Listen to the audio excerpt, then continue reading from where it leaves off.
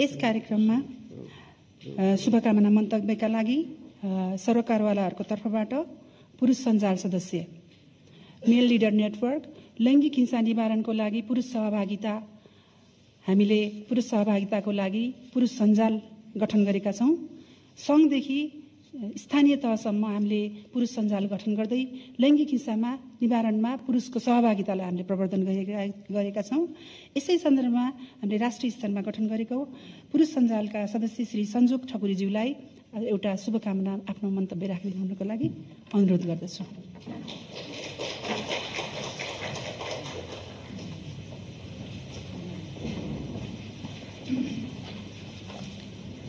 धन्यवाद।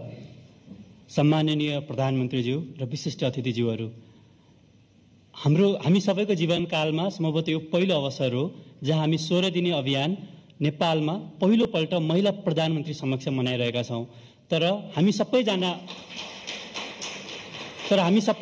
यो कुरामा विश्वस्त छौँ कि यो पहिलो हो, अन्तिम होइन।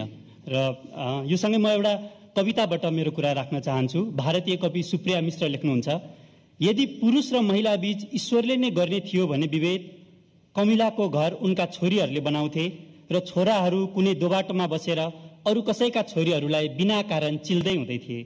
पोथी कुखुरा सबैरै उठेर सर्वप्रथम बाँच्थिन् अनि मात्र अन्डा दिन जान्थिन् र भाले घोडा बेचे जसरी सुतिरहन्थ्यो अबेरसम्म। सिंहका छोरा जाने थिए बुबासँगै शिकार गर्न र छोरीहरू दाजुभाइले ल्याएका बचे खुसेका मासु खाएर पेट भर्थे। कंगारुका आमाहरू आफ्ना छोराहरूलाई वात्सल्यले बाँधेर राख्थिन् आफ्ना थैलाहरूमा र फ्याँकी आउँथे छोरीहरूलाई कहीँ कतै खोल्चाहरूमा। यदि ईश्वर गर्दथ्यो भने विभेद लाटो कोसेरो कदापि दिने थिएनन् अनुमति आफ्ना छोरीहरूलाई साँझ परेपछि घरबाट बाहिर निस्कन। चराका बचेरीहरूलाई भनिने थियो धेरै चिची चुचु गरेर कराउने होइन तिमीहरू, कोइलीले के गाउन सक्थिन् होली यो डालीबाट उ डाली उफ्रँदै। धेरै रङ्गीन भयो भनेर पुतलीका छोरीहरूलाई पक्कै गरिने थियो हरदिन गाली र दिने थियो केही थान झापड। नागिनको यति विघ्न लामो जिब्रो कसलाई हुन्थ्यो र स्वीकार्य। जिराफका छोरीहरू आफ्ना अनुहार र घाँटी तल राखेर झुकेरै गर्थे कुराकानी। खुला आकाशमा पखेटा फैलाउँदै स्वतन्त्र उठ्ने बाजका बाहरूले पक्कै काटिदिने थिए तिनका छोरीका पखेटाहरू। यदि भगवानलाई गर्नु नै थियो भने विभेद खुट्टा पखेटा र जिब्रो पुरुषको हिस्सामा हुने थियो, महिलाका हिस्सामा केवल कान र हात मात्र हुने थियो। राम्रै भयो यो विभेद सारा संसारमा होइन मानवमा मात्रै छ भनेर कवि सुप्रिया लेख्नुहुन्छ। र यसले एउटा स्पष्ट चित्रण हाम्रो समाज मानव समाजमा विवेकपूर्ण भनिएको मानव समाजमा कति डरलाग्दो र भयावह अवस्था छ भन्ने कुरा देखाउँछ। लैङ्गिक हिंसालाई मानव अधिकारको गम्भीर उल्लङ्घन र महिलाको अधिकारको मानव अधिकार हो भन्ने विषयलाई सम्बोधन गराउन सुरु भएको खास गरी 1960 को नोभेम्बर 25 का दिन डेमोक्रेटिक रिपब्लिकका तानासा राफेल ट्रिजुलो सरकारले 3 जना क्रान्तिकारी महिला दिदीबहिनीहरू मिराबल सिस्टर्स पेट्रिया मिनर्भा र मारियाको विभत्स हत्या गरेपछि नोभेम्बर 25 लाई महिलामाथि हुने हिंसा विरुद्धको अन्तर्राष्ट्रिय दिवस मनाउन सुरु गरियो र पछि महिला अधिकार कर्मीहरूले यही दिनलाई सुरुवातको रूपमा लिएर डिसेम्बर 10 अर्थात् मानव अधिकार दिवस भनेर 16 दिनसम्म लैङ्गिक हिंसा विरुद्धको अन्तर्राष्ट्रिय दिवसको रूपमा मनाउन सुरु गरिएको र 16 दिने अभियान 2054 सालदेखि विभिन्न गैर सरकारी संस्थाहरूद्वारा सञ्चालन हुँदै आइरहेको छ भने विक्रमसम्म 2075 सालदेखि सरकारी मान्यता प्राप्त हुँदै पनि आइरहेको छ। नेपाल सरकारले महिला उप हुने सबै प्रकारका भेदभाव उन्मूलन गर्ने महासन्धि सिडालाई 1991 सन् 1991 मा अनुमोदन गरेर अन्तर्राष्ट्रिय स्तरमा महिलामाथि हुने हिंसा र लैङ्गिक हिंसा अन्त्यका लागि आफ्नो प्रतिबद्धता जाहेर गरिसकेको छ भने सिडाबाट प्राप्त हुने विभिन्न सुझावलाई मनन गर्दै आफ्ना कार्ययोजना नीति कानुन बनाएर पनि अन्तर्राष्ट्रिय रूपमा आफ्नो प्रतिबद्धता जाहेर गरिरहेको छ।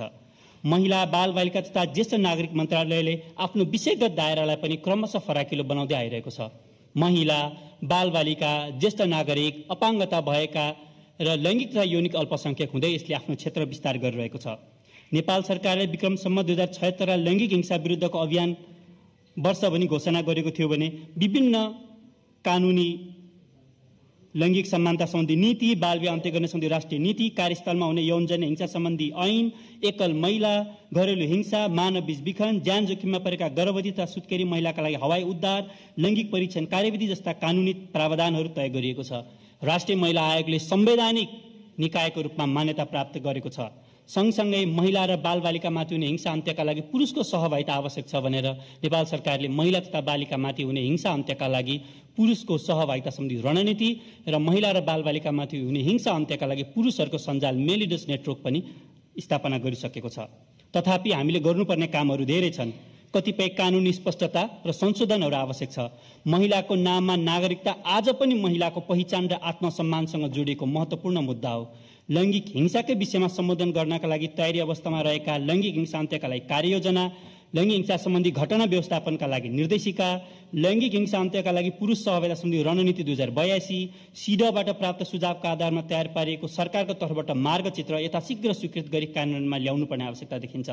त्यस्तै लैङ्गिक हिंसा अन्त्यका लागि एकीकृत कानुन, लैङ्गिक हिंसा निवारण कोषको बारेमा अझै पनि स्थानीय समुदायमा रहेको अस्पष्टतालाई पनि अझै उजागर गर्न आवश्यक छ। हालसालै जेनजी आन्दोलन, त्यसबाट आएको जनउभार र त्यो जनउभारबाट जनताको म्यान्डेट पाएर बनेको यो जनसरकार र जनसरकारको नेतृत्व गर्नुभएको महिला प्रधानमन्त्री हुँदा पनि जसरी स्त्रीदोषी र महिलादोषी टिप्पणी भयो, यसले देखाउँछ हाम्रो समाज कति धेरै पितृसत्तात्मक छ भनेर।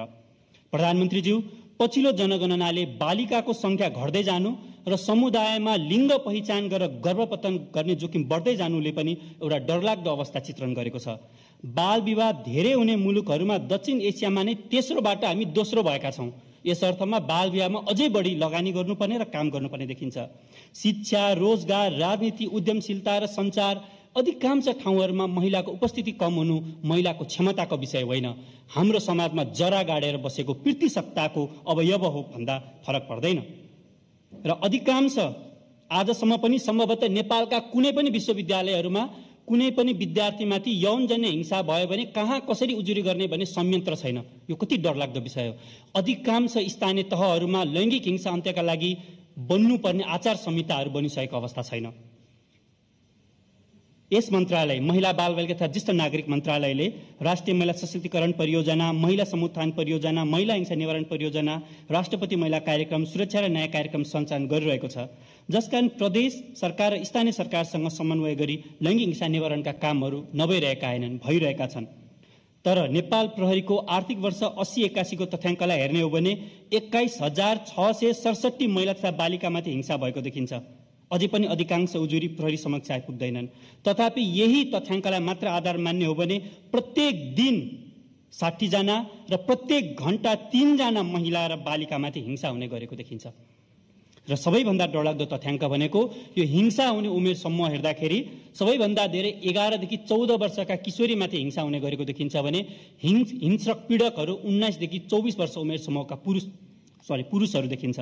अर्कोतर्फ लैङ्गिक तथा यौनिक अल्पसंख्यक समुदायमाथि हुने, ज्येष्ठ नागरिक महिला, अपाङ्गता भएका महिला, दलित महिलामाथि हुने हिंसाका घटनालाई अझै पनि प्रभावकारी तवरले सम्बोधन गर्नुपर्ने देखिन्छ। बालकमाथि हुने हिंसा र यौन दुर्व्यवहारका विषयमा पनि हाम्रो कानुनलाई अझै बलियो र स्पष्ट बनाउनु पर्ने देखिन्छ। र अझै पनि धेरै महिला व्यक्तिहरू हिंसा भोगिसकेपछि प्रहरीका जान उजुरी नगर्ने कारण चाहिँ हाम्रो सम्प्रेषण प्रणालीलाई अझै विश्वासयोग्य र अझै पहुँचयोग्य बनाउनु पर्ने आवश्यकता देखिन्छ। फागुन 21 हामी सबैले व्यग्र रूपमा प्रतीक्षा गरिरहेका छौँ। सम्माननीय प्रधानमन्त्रीज्यू, गत स्थानीय तहको निर्वाचनमा 753 मध्ये केवल 25 स्थानीय तहमा महिला प्रमुख रहेका छन् भने प्रतिनिधि सभामा 225 उम्मेद्वार मध्ये केवल 9 जना महिला निर्वाचित भएका थिए। सातै प्रदेशका प्रदेश प्रमुख पुरुष छन्। राष्ट्र नेतृत्वमा सधैँ हामीले पुरुषको प्रभुत्व देख्दै आयौँ। भर्खरले पहिलो महिला प्रधानमन्त्री बन्नु सकारात्मक भए तापनि लैङ्गिक असंवेदनशील कमेन्टहरूको बाढी आउनु एकदम डरलाग्दो कुरा हो। साथै प्रदेशका मुख्यमन्त्री पुरुष, कर्णाली बाहेकका सबै प्रदेश सभाका सभामुख पुरुष, प्रदेश प्रमुखमा पनि लैङ्गिकताको स्पष्ट भूमिका देखिनु डरलाग्दो छ। यसले नेपालको शक्ति संरचनामा कसरी महिलाहरू सुनियोजित रूपबाटै पाखा पारिएका छन् भन्ने देखाउँछ। अझ यहाँ हामीले अपाङ्गता भएका महिला, आदिवासी जनजाति महिला, मधेसी तथा मुस्लिम महिला, लैङ्गिक यौनिक अल्पसंख्यक समुदाय, दलित महिला र युवा महिला पाउँदैनौँ। यदि हाम्रा संवैधानिक विषयगत निकायहरूमा महिला आयोग छोड्ने हो भने अन्य आयोगहरूमा पनि लैङ्गिक हिंसाका विषयहरूलाई अझै बढी मूल प्रभावमा ल्याउनलाई थप काम गर्नुपर्ने देखिन्छ। तसर्थ राज्यको मूल निकायलाई लैङ्गिक दोषी मुक्त बनाउन यस पटकको चुनावमा नो भोट टु भायोलेन्स भन्नुको अर्को विकल्प छैन। अर्थात् यस पटकको चुनावमा कुनै पनि पार्टीहरूले लैङ्गिक हिंसा गरेका, यसको समर्थनमा सार्वजनिक रूपमा विचार व्यक्त गरेका र टिप्पणी गरेका व्यक्तिहरूलाई र आरोपित व्यक्तिहरूलाई टिकट नदिउन् र हामी मतदाताहरूले पनि लैङ्गिक हिंसा गरेका व्यक्तिहरूलाई आफ्नो अमूल्य मत नदिउँ। अन्यथा हामी पनि क्रान्तिकारी मिराबल दिदीबहिनीहरूको हत्या गर्ने त्रिजुलो सरकारभन्दा फरक हुने छैनौँ। लैङ्गिक हिंसा विरुद्धको 16 दिने अभियानको यहाँलाई, मलाई, हामी सबैलाई धेरै धेरै शुभकामना। नमस्कार।